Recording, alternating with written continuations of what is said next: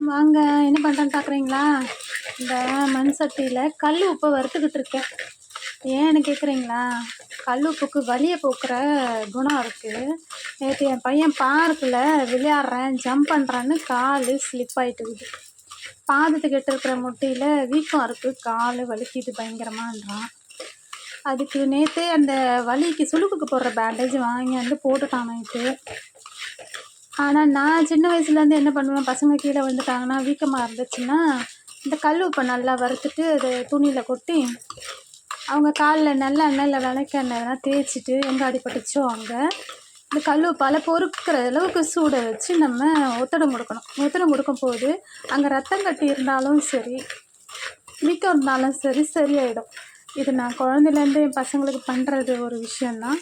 அதெல்லாம் இன்றைக்கி பண்ண போகிறேன். வாங்க, வறுத்துக்கிட்டே இருக்கேன். இப்போ அப்போல்லாம் எங்கள் பாட்டிலாம் தவிடு ஒத்தரம் கொடுப்பாங்க. தவிடு நெல் மிஷினில் குத்திட்டு வரும்போது தவிடு கொடுப்பாங்கல்ல, அது வறுத்து ஒத்தரம் கொடுப்பாங்க. இதுவும் எங்கள் பாட்டி எனக்கு சொல்லி கொடுத்தது தான். பாட்டி கூடயே இருந்து வளர்ந்ததால் சின்ன சின்ன கை வைத்தியங்கள் நிறைய எனக்கு தெரியும்.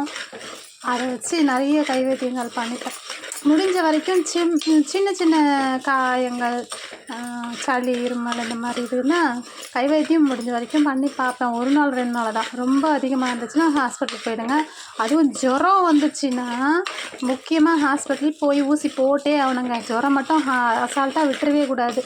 ஏன்னா அது ஜுரம் அதிகமாச்சுன்னா ஃபிக்ஸ் வர ஸ்டேஜுக்கு போயிடும்.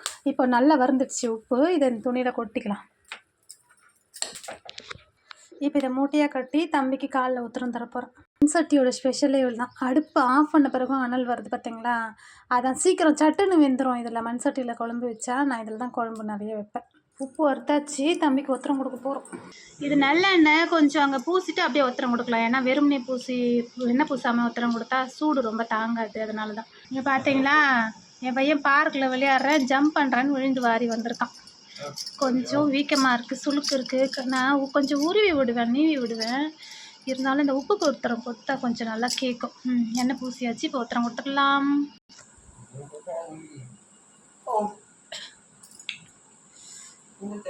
சூடு பரவாயில்லையா கௌசி? எண்ணெய் பூசினா சூடு கொஞ்சம் அவ்வளோ தெரியாது. அதுதான் அங்கே வலி நிறைய இருக்கும்போது சூடு அவ்வளோ தெரியாது. கொஞ்ச நேரம் வைக்கிறேன். சூடு இருக்கா சொல்லு. எனக்கு கை வலிக்குதே, சுடுதே. சரி, அழுத்தல, அப்படியே வச்சு எடுக்கிறேன். இப்படியே பொறுக்கிற அளவுக்கு சூடு. ஒத்தரம் கொடுத்தோன்னா கொஞ்சம் ரத்தக்கட்டு எதுனா இருந்தால் சரியாயிடும். ஃப்ராக்சர்லாம் கிடையாது. ஃப்ராக்சர் இருந்தால் கால் ரொம்ப வீக்கம் ஜாஸ்தியாகிடும். ஃப்ராக்சர் இருந்தால் கண்டிப்பாக டாக்டர்கிட்ட தான் போகணும்.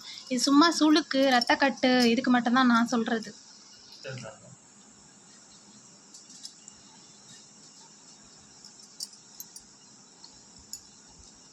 பசங்களை பார்த்து பார்த்து வளர்க்குறோம். ஏதாச்சும் ஒரு சேட்டையை பண்ணி இப்படி தான் சின்ன வயசுலேருந்து நடக்க தெரியாது, ஓடிக்கிட்டே இருப்பான் என் பையன்.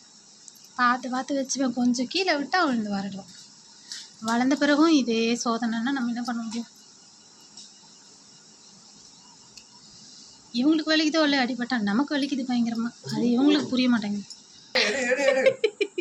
இருடா, கொஞ்சம் கொஞ்சம் சூடு போகணும்டா.